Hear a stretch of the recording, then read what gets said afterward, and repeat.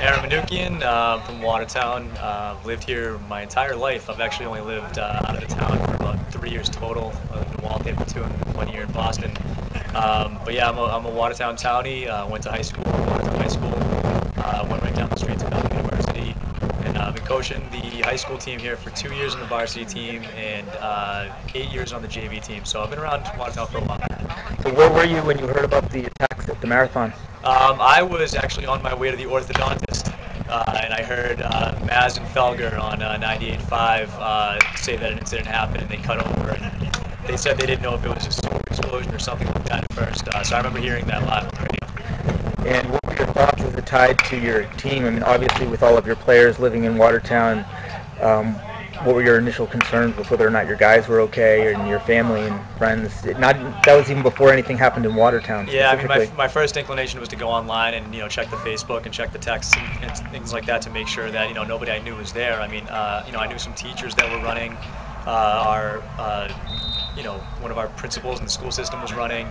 And of course, you have all kinds of friends that are down there and stuff. And being from the area, living here for 30 years, I knew people that I knew were going to be down there. So yeah, it was pretty nervous type of thing. And I know for a fact there were some students that I teach at the middle school that, were actually at the bomb site and did some helping out with police and things like that. So yeah, I mean, it definitely hit home. So when the manhunt came to Watertown, how did your thinking shift? Well, I thought I was in some kind of, crazy nightmare. I was just shutting my television off and opening my window and turning my light off. And just as I opened my window, I heard, the cracks, these loud cracks. And it sounded somewhere between like fireworks and, like the gun going off for a track meet, something like that. But they were very, very loud. I looked right out the window and, I saw all kinds of cops swarming in. I live about 2 blocks away. On the corner of Edgecliff and Maplewood, and which was about, again, 2 blocks away, maybe about 150 yards, 200 yards away. And I heard the whole thing. I heard the explosions and swarms of police coming in. So it was pretty horrifying because when you saw the amount of police force that was coming in to go get these guys, you knew it was them.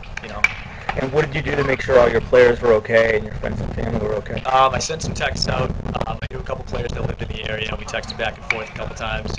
And I hit Facebook and kind of sent a message out that I heard gunshots, in the area to stay out of the east end of Watertown. And, a few of my friends texted me and, police guys texted me and said, stay inside because this one's serious.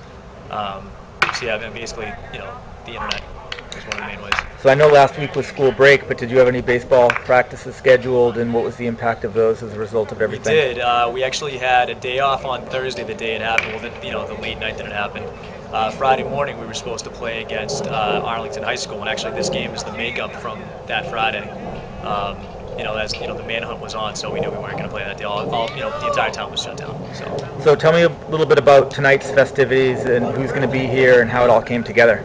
Pat Menton was the first firefighter on scene to help save the life of Officer Donahue, the MBTA police officer that was shot in the leg. And Pat Menton saved his life, and James Caruso is another firefighter. He'll be here. And together they saved his life. You can imagine being a firefighter not wearing all your SWAT gear and things like that, and you're not armed. To go to a scene like that to save someone's life, that's got to be pretty nerve-wracking.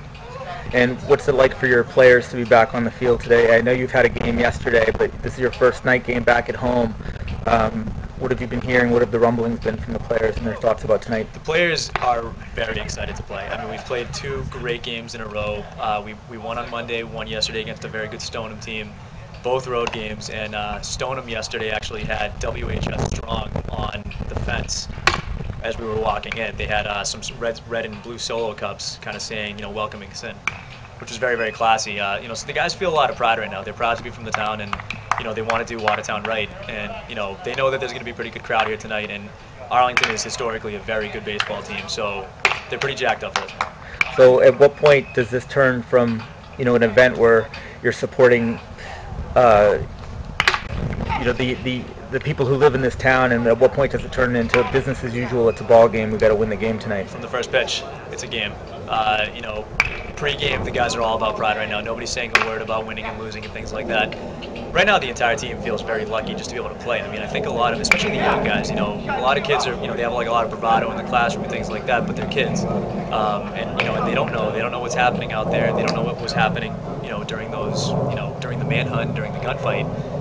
So I mean, I think they were nervous, and I think they're very, very happy, and I think they feel very lucky to be out here to be able to play a game on this, beautiful turf right now. So they're lucky to be able to play, and then as soon as the first pitch happens, business as usual.